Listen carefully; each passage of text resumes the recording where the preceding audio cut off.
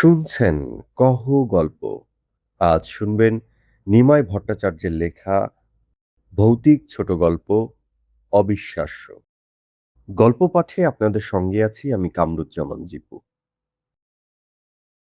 যেখানে প্রতিটি মোড়েই অপেক্ষা করছে নতুন কোনো রহস্য আর রোমাঞ্চ। মন ছুঁয়ে যাওয়া সব কাহিনী শুনতে চোখ রাখুন আমাদের ইউটিউব চ্যানেলে। হেডফোন কানে দিন আর ডুব দিয়ে থাকুন রোমাঞ্চের এক নতুন দুনিয়ায়।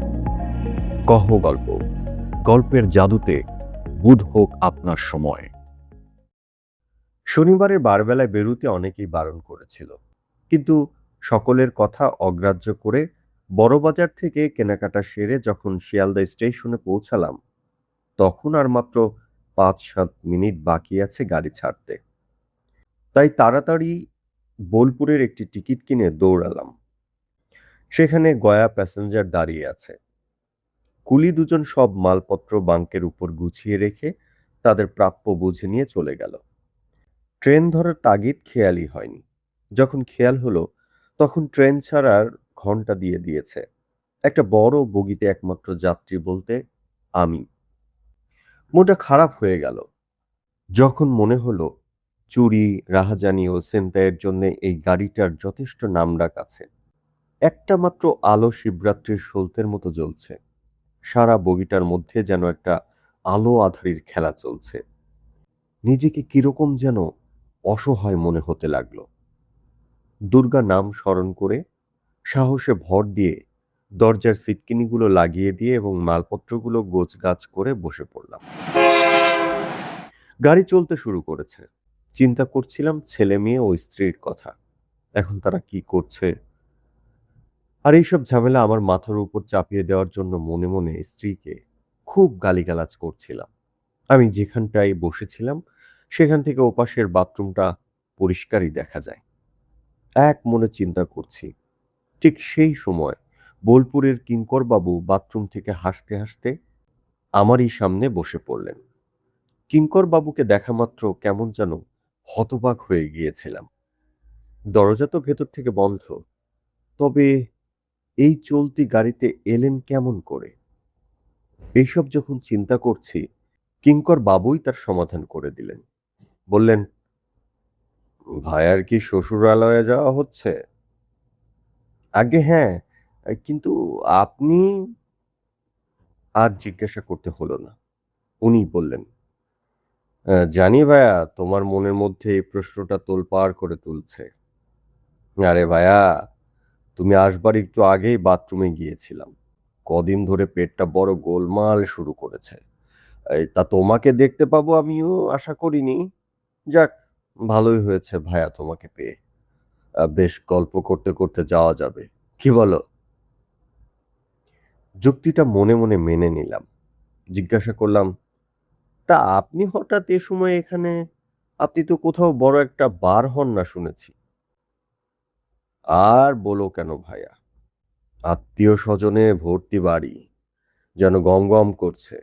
তা সত্ত্বেও বড় বৌমার জন্য মনটা খারাপ হওয়ায় বাধ্য হয়ে সবাইকে রেখে বেলা 2টার সময় এই বাড়ি থেকে বেরিয়ে পড়ি বৌমার বাড়ির উদ্দেশ্যে।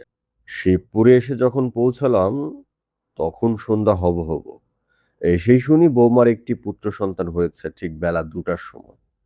তাই আর দেরি না করে ওই রাত্রের ট্রেনেই যাওয়াই স্থির করে সেই শুভ সংবাদ বয়ে নিয়ে চলেছি।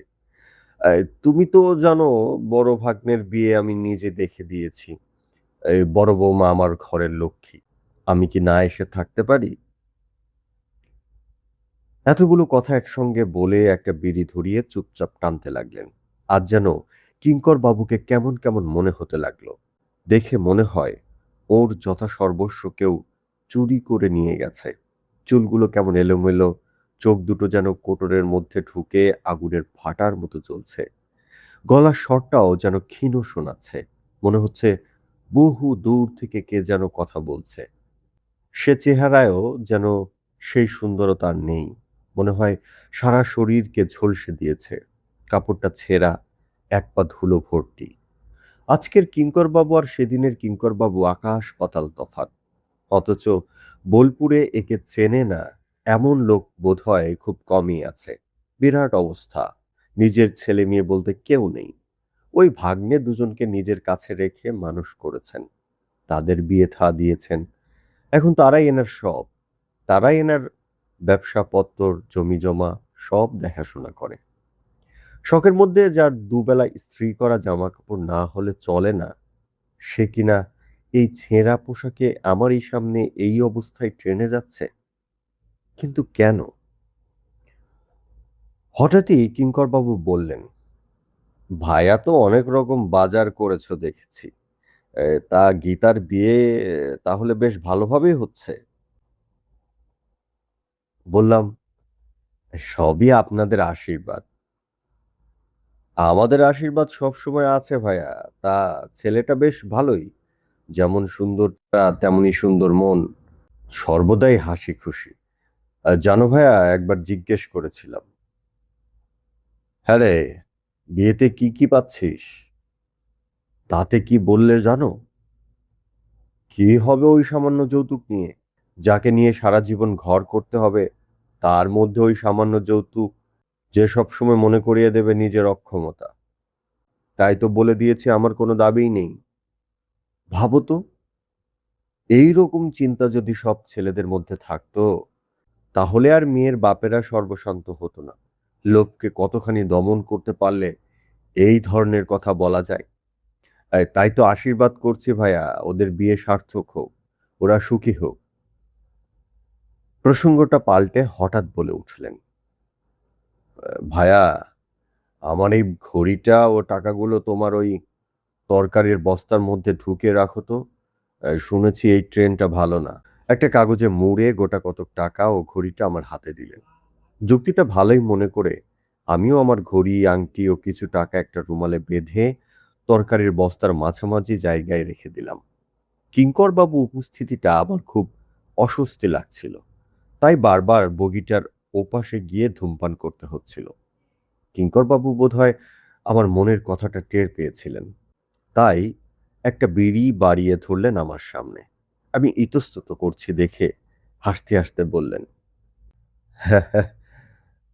ভাইয়া, ছেলেরা বড় হলে তাকে ঠিক বন্ধুর মতো করে নিতে হয়। এতে লজ্জা পাবার কিছু নেই। অসংকোচে ধরিয়ে ফেলো। আমিও আর দ্বিরুক্তি না করে বিড়িটার সদ্গতি করলাম। কিঙ্করবাবু চোখ বুঝে বিড়ি টেনে চলেছেন দেখে আমিও জানলার বাহিরে দূরে, বহু দূরে ঘুমন্ত গ্রামগুলির দিকে তাকিয়ে হারিয়ে যাই কোনো এক অজানা স্বপ্নপুরীর উদ্দেশ্যে। তাকিয়ে থাকি জ্যোৎস্নায় স্নাত মাঠ, ঘাট, বন, প্রান্তরের দিকে। সম্ভবত আজ পূর্ণিমা। পূর্ণিমার পূর্ণ আলোয় সারা পৃথিবী যেন অবগাহন স্নান করছে। ঠিক যেন একটা স্বপ্নলোকের ভেতর দিয়ে ছুটে চলেছে আমাদের যন্ত্র দানবটা। দানবটার গর্জনে আকাশ বাতাস কেঁপে উঠছে। সেই ভয়ে শিশুরা সব মায়ের বুকে মুখ লুকিয়ে চুপটি করে শুয়ে আছে। গাছগুলো সব ভয়ে পেছন দিকে ছুটে পালাচ্ছে। তারই মধ্যে দিয়ে দানবটা গর্জন করতে করতে ছুটে চলেছে সামনের দিকে। আরো একজন সমান তালে ছুটে চলেছে তার হাসি মুখ নিয়ে। দেখে মনে হয় দুজনেরই চলার শেষ নেই। হঠাৎ কল্পলোক থেকে ফিরে এলাম পাশ দিয়ে চলে যাওয়া বিকট আর এক দানবের গর্জনের আওয়াজে। ঘুরে দেখি কিঙ্করবাবু চোখ দুটো খোলা রেখে মুখটা হাঁ করে ঘুমোচ্ছেন, যেন একটা মরা মানুষকে কেউ বসিয়ে রেখে দিয়েছে। বগির ভেতর অল্প আলোয় কিঙ্করবাবুর মুখটা দেখে বেশ ভয় ভয় করতে লাগলো। আবার একটা সিগারেট ধরিয়ে বাহিরের দিকে তাকিয়ে বসে রইলাম। রাত 11টা হবে। এইবার গাড়ি ব্যান্ডেলে পৌঁছবে। নানান ধরনের চিন্তার মধ্যে দিয়ে একসময় খেয়াল হলো গাড়ি প্ল্যাটফর্মে ঢুকছে। কিঙ্করবাবু সেইভাবেই ঘুমিয়ে আছেন। জানলা দিয়ে মুখ বাড়িয়ে একটা চাওয়ালাকে ডেকে দুভার চা নিয়ে কিঙ্করবাবুকে ডেকে তুললাম। চা খেতে খেতে দুজনে গল্প করতে থাকি। একসময় কিঙ্করবাবুই বললেন, ভাইয়া, এবার তুমি একটু গড়াগড়ি দিয়ে নাও। আমি তো অনেকক্ষণ ঘুমোলাম। সুযোগ পেয়ে শুয়ে পড়লাম। একটু ত্রন্দার মতন এসেছিল। হঠাৎ একটা চিৎকারে ঘুমটা ভেঙে গেল। তাকিয়ে দেখি কিঙ্করবাবু নেই। বুকটার মধ্যে ছ্যাত করে উঠল। উঠে গিয়ে দেখি কিঙ্করবাবু দরজাটা খুলে ঝুঁকে পড়ে কি যেন দেখছেন পেছন দিকে। হয়তো আমারই পায়ের শব্দ শুনে আস্তে আস্তে ঘুরে নিজের সিটের দিকে চলে গেলেন। কিছু কথা জিজ্ঞেস করবার সাহস হলো না। দরজাটা বন্ধ করে দিয়ে আমি আমার জায়গায় এসে বসলাম। এই কিঙ্কর বাবুর সঙ্গে আমার বছর খানেক দেখা সাক্ষাৎ নেই। প্রায় ১ বছর পর আমি শ্বশুর বাড়ি যাচ্ছি। তবে আগে যতবার গেছি এর সঙ্গে দেখা না করে আসিনি। এনার অমায়িক ব্যবহার যেন বারবার হাতছানি দিয়ে ডাকে। কিন্তু আজ কেবলই মনে হচ্ছে এই কিঙ্কর বাবুর মধ্যে কোথায় যেন একটা বিরাট তফাৎ উঁকি মারছে। শক্তিগড় বহুক্ষণ পার হয়ে এসেছি। বর্ধমান আসতে আর বেশি দেরি নেই। তাই আর না ঘুমিয়ে জেগে বসে রইলাম। ওদিকে কিঙ্করবাবু চোখ বন্ধ করে চুপচাপ বসে আছেন। রাত্রি এখন প্রায় ২টো হবে। ঠান্ডাটাও বেশ জাঁকিয়ে পড়াতে শীত শীত করছে। একসময় বর্ধমানে গাড়ি থামতে কিঙ্করবাবু উঠে পড়লেন। বললেন, একটু বসো ভাইয়া, আমি আসছি। বলেই এমন করে চলে গেলেন মনে হলো যেন হাওয়ায় মিশে গেলেন। তার ঠিক একটু পরেই একজন চেকার গাড়িতে উঠলেন টিকিট চেক করতে। আমাকে একা দেখে বেশ আশ্চর্য হয়েই প্রশ্ন করলেন, এত বড় কামরায় এত মাল নিয়ে এই রাত্রের গাড়িতে যাওয়া মোটেই উচিত হয়নি আপনার। একটু আগেই শক্তিগড়ের কাছে একজন নামকরা গুন্ডা গাড়ি থেকে পড়ে মারা গেছে। এই বলে ভদ্রলোক চলে গেলেন এবং যাবার সময় সাবধানে থাকতে বলে গেলেন আমাকে। ভদ্রলোকের কথা শুনে চিন্তার ঝড় বয়ে চলে মনের মধ্যে।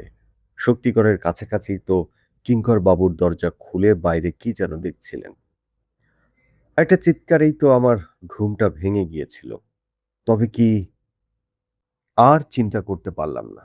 কিন্তু এ কি, গাড়ি তো চলতে শুরু করেছে অনেকক্ষণ। কিঙ্কর বাবু কোথায়? একটা অজানা আশঙ্কায় বুকের ভেতর দূর দূর করতে লাগলো। জানলা থেকে পেছনে ফেলে আসা অন্ধকারের আচ্ছন্ন প্ল্যাটফর্মের দিকে তাকিয়ে কিঙ্কর বাবুকে খুঁজবার চেষ্টা করছি। এমন সময় একখানা হাত আমার কাঁধের উপর পড়ায় আঁতকে উঠে ফিরেই দেখি বিরাট এক ঠোঙা খাবার হাতে নিয়ে কিঙ্কর বাবু সেই প্রাণ কাঁপানো হাসি হেসে চলেছেন। আমার ফ্যাকাশে মুখের দিকে তাকিয়ে নিজেই অকস্মাৎ বলে উঠলেন, দরজায় দাঁড়িয়ে চাঁদের লুকোচুরি খেলা দেখছিলাম, তাই খেয়ালই ছিল না তোমার কথা। এসো খাওয়া যাক, ভীষণ খিদে পেয়েছে। বলে নিজেই দুটো জায়গা করে খাবার ভাগ করলেন। খাবারের পরিমাণ দেখে আমার চোখ তো ছানা পড়া। এত খাবার জীবনে কোনোদিনই খাইনি। বিশেষ করে মিষ্টি তো খেতেই পারি না। তাই ওরই মধ্যে সামান্য কিছু নিয়ে বাকিটা কিঙ্করবাবুর পাতে তুলে দিই। তাই দেখে কিঙ্করবাবুর হাসি আর ধরে না। বললেন, ভায়া, তোমাদের বয়সে আমরা কবজি ডুবিয়ে খেতাম আর পাহাড় ভেঙে বেড়াতাম, আর তোমরা মানে আজকের এই যুব সম্প্রদায় সে তুলনায় খেতেই পারে না। অবশ্য এর জন্য তোমাদেরই বা দায়ী করি কি করে? দেশের এমনই সমাজ ব্যবস্থা যার ফলে এই সম্প্রদায় না খেতে পেয়ে শুকিয়ে শুকিয়ে দেশালাইয়ের কাঠির মতন হয়ে উঠেছে। জানো, আমার যদি ক্ষমতা থাকতো তাহলে ওই শুকিয়ে যাওয়া কাঠিগুলোর মাথায় এমন একটা বারুদের খোল দিয়ে ঘষা দিতাম, যার ফলে সব কাঠিগুলো একসঙ্গে জ্বলে উঠত। আর সেই আগুনে সব জ্বালিয়ে পুড়ে আসল সোনার রং ধরিয়ে দিতাম বাংলার প্রতিটি ঘরে ঘরে। তাই তো বলি ভাইয়া, কবজি ডুবিয়ে খাবে, পাহাড় ভেঙে বেড়াবে, আর মনকে করবে নির্ভীক। দেখবে সেখানে থাকবে না কোনো ভয়। নাও নাও, আরম্ভ করো। খাওয়ার শেষে ওয়াটার বোতল থেকে খানিকটা করে দুজনে জল খেয়ে একটা সিগারেট ধরালাম। কিঙ্করবাবু নিজে একটা বিড়ি ধরিয়ে চোখ বুজে ধ্যানমগ্ন অবস্থায় বসে রইলেন। সারাদিনের ক্লান্তিতে কখন যেন ঘুমিয়ে পড়েছিলাম। হঠাৎ কিঙ্করবাবুর ডাকে ধর্মর করে উঠে বসি। অজয় নদী পার হচ্ছে ভাইয়া, মালপত্র সব ঠিক করে নাও। বাইরে চাঁদের আলোটা কেমন যেন একটা ঘুমন্ত স্বপ্নপুরীর মতন দেখাচ্ছিল। বাইরে চাঁদের আলোটা কেমন যেন একটা ঘুমন্ত স্বপ্নপুরীর মতন দেখাচ্ছিল। আস্তে আস্তে প্ল্যাটফর্মে গাড়িটা দাঁড়াতে কিঙ্করবাবু আর আমি মালপত্র সব ধরাধরি করে প্ল্যাটফর্মের একটা গাছতলায় জড়ো করে রাখলাম। ঠান্ডাটাও বেশ পড়েছে। হিম শীতল জ্যোৎস্না আলোকিত প্ল্যাটফর্মে আমরাই মাত্র দুজন যাত্রী। একজন স্বপ্নলোকের মধ্যে আকুলি বিকুলি হয়ে কি যেন দেখার চেষ্টা করছে। তার ওই চাহনির মধ্যে কাকে যেন খুঁজে বেড়াচ্ছে। ভায়া কি এই রাত্রেই বাড়ি যাবে, নাকি রাতটুকু এইখানে কাটিয়ে ভোরবেলায় যাবে? তাই তো ভাবছি, আর মাত্র ঘন্টা ২ রাত আছে। এত মালপত্র নিয়ে যাওয়া কি ঠিক হবে? তাহলে এক কাজ করো, এসো ভায়া, বাকি রাতটুকু দুজনে গল্প করে কাটিয়ে দিই। অগত্যা দুজনে গাছতলার বাঁধানো জায়গায় বসে পড়লাম। চারিদিকে নিস্তব্ধ, দূরের লাইটগুলো যেন এক একটা প্রদীপের মতন টিমটিম করে জ্বলছে। চাঁদের আলোটা অনেকটা ফিকে হয়ে এসেছে। লাইনের ওপাশে দুটো কুকুরের মারামারির চিৎকার ভেসে আসছে দূর থেকে। একসময় কিঙ্করবাবু উঠে চলে গেলেন বুকিং অফিসের দিকে। একা একা বসে আছি আর ভাবছি, আজ থেকে ১৫ বছর আগে ঠিক এমনই একটা রাত, সেদিনও সম্ভবত আকাশে এই জ্যোৎস্নাই মুখরিত করে দিয়েছিল।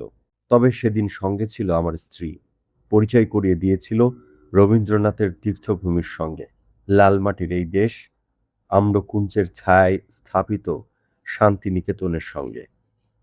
আজ তার কত পরিবর্তন! হঠাৎ চমক ভাঙল একটা মালগাড়ির আওয়াজে।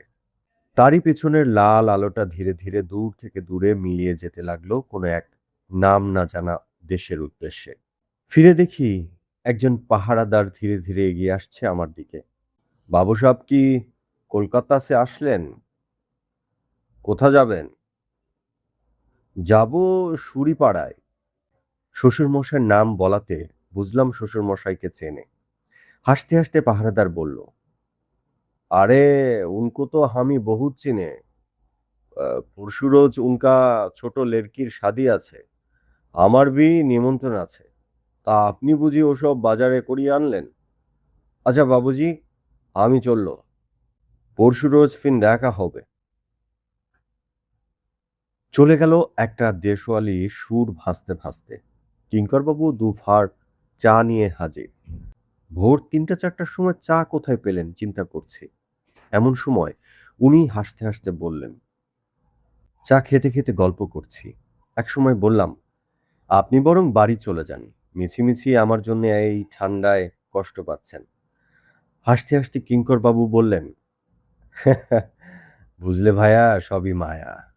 আর এই মায়া আছে বলেই মানুষ বারবার পৃথিবীতে জন্ম নেয়। আত্মীয় স্বজন, বন্ধু বান্ধবকে তাই মায়ার বাঁধনে জড়িয়ে থাকতে চাই। অহেতুক উতলা হয়েও না, একসঙ্গে যাওয়া যাবে। অগত্যা বসে বসে গল্প করতে লাগলাম। একসময় পূর্ব গগনে একটা ক্ষীণ আলোর রেখা ধীরে ধীরে তার মিষ্টি আলোর ধারা ছড়িয়ে দিতে লাগলো এই মর্তের পৃথিবীতে। হঠাৎ কিঙ্করবাবু কেমন যেন চঞ্চল হয়ে উঠলেন। দুটো বিড়ি বার করে একটা আমার দিকে বাড়িয়ে ধরে বললেন, ভায়া একটু বসো, আমি ওই মাঠটা দিয়ে ঘুরে আসি একবার। বলে উত্তর দিকের মাঠটায় আলো আঁধারির মধ্যে মিশে গেলেন। আলোর রেখাটা ধীরে ধীরে বড় থেকে বড় হয়ে ভরিয়ে তুলেছে আমার বন্যায়, ভরিয়ে তুলেছে আলোর বন্যায়। আলোর রেখাটা ধীরে ধীরে বড় থেকে বড় হয়ে ভরিয়ে তুলেছে আলোর বন্যায়। সেই আলোর পরশে পাখিরা সব গান ধরেছে দিনমণির আগমনের অপেক্ষায়। দু একজন করে লোক চলতে শুরু করেছে, কিন্তু কিঙ্কর বাবুর আর আসার নাম নেই, যেন হারিয়ে গেছে লোকটা। অনেকক্ষণ বসে আছি, চলে যাব কিনা ভাবছি, এমন সময় আমারই বড় শালা সুরিপাড়া থেকে বেরিয়ে লাইন পার হয়ে দোকান খোলার উদ্দেশ্যে এদিকেই আসছে। আমাকে ওই অবস্থায় দেখে প্রশ্ন করল, কি ব্যাপার এখানে বসে, রিক্সা পাননি বুঝি? বললাম, আরে না হে, তোমাদের কিঙ্কর বাবু আমাকে বসতে বলে সেই যে গেলেন ওই মাঠটার দিকে, এখনো পর্যন্ত তার ফেরার নাম নেই। শালাবাবু কিছুক্ষণ অবাক বিস্ময়ে তাকিয়ে তাড়াতাড়ি একটা রিক্সা ডেকে মালপত্র তুলে সুরিপাড়ার দিকে রওনা হলো আমাকে নিয়ে। পথে যেতে যেতে যতবারই কিঙ্কর বাবুর কথা তুলি, ততবারই অন্য প্রসঙ্গে চলে যায় শালাবাবু। তবে কি কিঙ্কর বাবুদের সঙ্গে এদের কথা বন্ধ নাকি? হয়তো সেই কারণেই শুনতে চাইছে না কিঙ্কর বাবুর কথা, তাই হয়তো বারবার অন্য প্রসঙ্গ চলে যাচ্ছে। মনে মনে বিরক্তি বোধ হতে লাগলো বড় শালাটির উপর। রিক্সা চৌমাথা হয়ে সোজা উত্তরে উকিলপট্টির দিকে চলতে লাগলো। আর সামান্য পথই বাকি আছে। একসময় শ্বশুরবাড়ির দরজার সামনে এসে রিক্সা দাঁড়ায়। আমাকে দেখে স্ত্রী, ছেলে মেয়ে, শ্বশুর শাশুড়ি ও আত্মীয় স্বজন সবাই বেরিয়ে সদরে এলো। চেয়ে দেখি পাশেই কিঙ্কর বাবুদের বাড়িটা তখনও ঘুমে অচেতন। শাশুড়ি ঠাকুরন দাওয়ায় একটা মাদুর পেতে দিলেন। হাত মুখ ধুয়ে এসে বেশ আরাম করে বসলাম।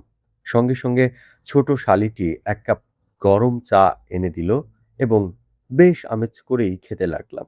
আদর আপ্যায়নের বহরে সমস্ত ক্লান্তি যেন সরে যেতে লাগলো। হাজার হোক, বড় জামাই তো। আমার মাল নাবাতেই আমার মাল নাবাতেই ব্যস্ত। বড় শালাকে দেখেই মনে পড়ে গেল কিঙ্কর বাবুর কথা। জিজ্ঞাসা করলাম, হ্যাঁ হ্যাঁ, এই কিঙ্কর বাবু ফিরেছে কিনা একবার খোঁজ নিয়েছো? না আমার জন্য তিনি আবার স্টেশনে দৌড়াদৌড়ি করছেন? কি ভাববেন ভদ্রলোক, সারা রাত একসঙ্গে এলাম, আমাকে কত খাওয়ালেন, আদর যত্ন করলেন, আর আমি কিনা তাকে রেখেই চলে এলাম। একসঙ্গে এতগুলো কথা বলে তাকিয়ে দেখি বাড়ি শুদ্ধ সবাই হাঁ করে চেয়ে আছে আমার দিকে। ওদের চাহনিতে নিজেকে কেমন বোকা বোকা মনে হতে লাগলো। হঠাৎ শাশুড়ি ঠাকুরন প্রশ্ন করলেন, তুমি কার কথা বলছো বাবা? তুমি কি সত্যি বলছো যে কিঙ্কর বাবু গত রাত থেকে তোমার সঙ্গে ছিলেন? বললাম, হ্যাঁ মা, আমি মিথ্যে বলবো কেন? ব্যাস, আমার উত্তর পেয়েই এ আমার কি হলো রে বলে চেঁচিয়ে হাউমাউ করে কাঁদতে শুরু করলেন শাশুড়ি। সামনে বড় শালাকে দেখে বললেন, ওরে বাবলু, যা তো বাবুর বড় ভাগ্নিকে তাড়াতাড়ি একবার ডেকে আন। এবার বিস্ময়ের পালা আমার। মাথাটা কেমন যেন গোলমাল হয়ে যাচ্ছে। এদের সব কাণ্ড দেখে মনে হচ্ছে আমি এবার কেঁদে ফেলবো। বিস্ময়ের পর বিস্ময়, কিছুক্ষণের মধ্যেই কিঙ্কর বাবুর দুই ভাগ্নে আমার সামনে এসে হাজির। তাকে দেখা মাত্র শাশুড়ি ঠাকুরন বলতে লাগলেন, বাবা ধীরেন, আমার বড় জামাই তোমার মামার সম্বন্ধে কি বলছে শোনো। ছোট শালাটিও দেখি তার মায়ের সঙ্গে সুর মিলিয়ে একপাশে দাঁড়িয়ে কাঁদছে। আমার স্ত্রী ও ছেলে মেয়ে সবাই একই সুরে সুর মিলিয়ে দূরে দাঁড়িয়ে কাঁদছে। শ্বশুরমশাই মাথায় হাত দিয়ে একপাশে চুপটি করে বসে আছেন। মোটের উপর সবাই অনেকটা তফাতে সরে আমার দিকে কেমন যেন ভয়ে ভয়ে তাকিয়ে রয়েছে। চোখের উপর এই দৃশ্য দেখে কেমন যেন অস্থিরতার মধ্যে ছটফট করতে থাকি। মনে হচ্ছে এবার আমি পাগল হয়ে যাব। এমন সময় ধীরেন আমার পাশে বসে জিজ্ঞাসা করল, কি হয়েছে জামাইবাবু? আমাকে সব খুলে বলুন তো। ধীরে ধীরে গত রাত্রের সমস্ত ঘটনাগুলো ধীরেনকে বললাম। আর এও বললাম, তোমার মামা যে আমাকে বললেন গতকাল বেলা 2টার সময় তোমার একটি পুত্র সন্তান হয়েছে। তাছাড়া তার ক্যাশ বাক্সের কোনো এক গোপন স্থানে রেখেছেন এক ছোড়া সোনার হার, হীরের লকেট সমেত তোমার ছেলের, অর্থাৎ তার ভাবি নাতির জন্যে। লক্ষ্য করলাম আমার কথা শেষ হতে না হতে ধীরেনের ছোট ভাই এক দৌড় মারল তাদের বাড়ির দিকে। আমি বলে চললাম, তাছাড়া এই দেখো না, আমার তরকারির বস্তার মধ্যে রাখা তোমার মামার ঘড়িও কিছু টাকা। বলে তাড়াতাড়ি সকলের সামনে তরকারির বস্তাটা খুলে ঢেলে ফেললাম। সকলেই অবাক হয়ে আমার কার্যকলাপ দেখছিল। তৎক্ষণাৎ তরকারির ভেতর থেকে রুমালে বাঁধা জিনিসটা টেনে নিয়ে খুলে ফেললাম সকলের সামনে। কিন্তু এ কি, কি করে সম্ভব? আমার জিনিস ছাড়া আর কিছুই নেই দেখে মাথাটা হঠাৎ ঘুরে গেল। অথচ আমি নিজের হাতে যা বেঁধে রেখেছি, তাহলে আমার অবস্থা দেখে সকলে মুখ চাওয়াচাওয়ি করতে লাগলো।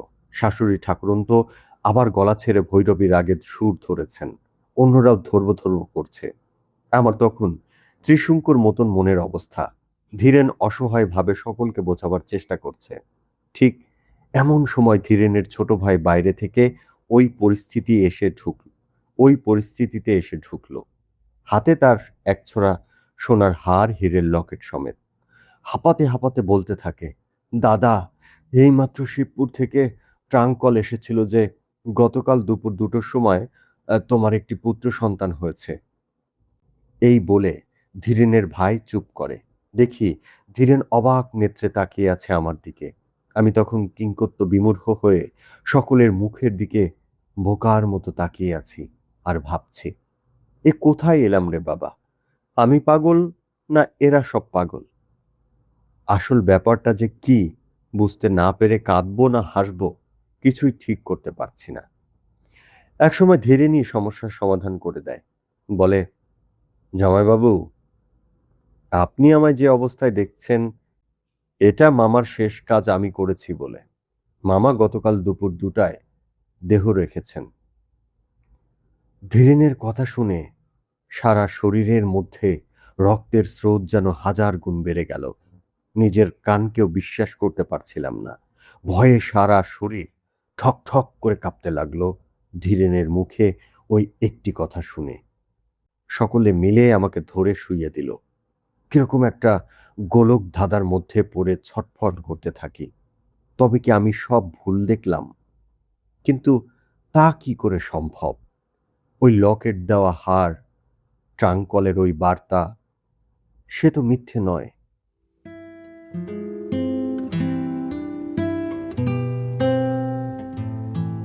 বন্ধুরা, এতক্ষণ শুনছিলেন নিমাই ভট্টাচার্যের লেখা ভৌতিক ছোট গল্প অবিশ্বাস্য।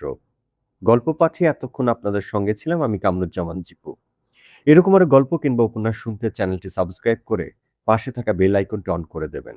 এছাড়া গল্পটি কেমন লাগলো সেটিও আমাদেরকে কমেন্টস করে জানাতে পারেন। গল্পটি ভালো লাগলে অবশ্যই প্রিয়জনের সঙ্গে শেয়ার করতে ভুলবেন না। এরকম আরো গল্প কিংবা উপন্যাস নিয়ে আবারও আপনাদের সঙ্গে দেখা হবে। সেই পর্যন্ত আপনারা সবাই ভালো থাকবেন, সুস্থ থাকবেন। মোস্ট ইম্পর্টেন্টলি, কহ গল্পের সঙ্গে থাকবেন।